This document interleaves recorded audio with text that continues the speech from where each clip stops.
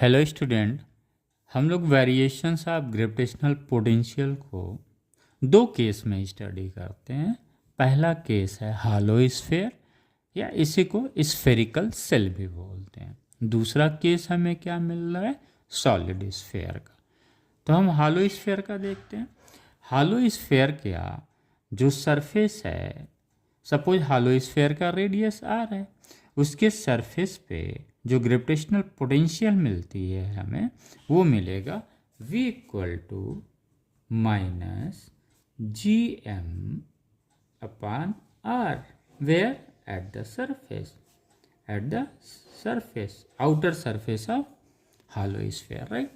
तो अगर हम यहाँ पे इसके सरफेस पे हमें ग्रेविटेशनल पोटेंशियल ये मिल रहा है, और ये कॉन्सेप्ट है, ये बताया गया है कि जो सरफेस पे ग्रेविटेशनल पोटेंशियल होगा वो इनसाइड द हॉलो स्फीयर भी होगा, even at the centre of the hollow sphere भी सेम ग्रेविटेशनल पोटेंशियल होगा, जो किसी पॉइंट जो सरफेस पे है उसके बराबर रहेगा, राइट।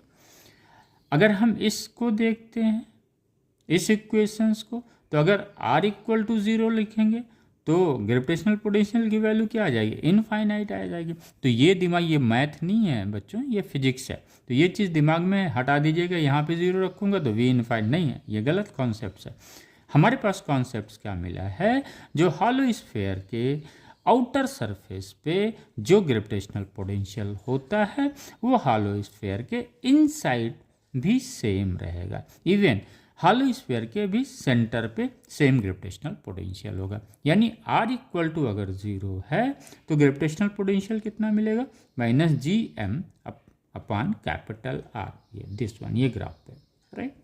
अब आइए, अगर हम इस r को यहाँ से सेंटर से अगर इधर की तरफ बढ़ते हैं, ये इधर बढ़ रहे हैं, तो हमें क्या है, inside hollow sphere everywhere the gravitational potential will be the same.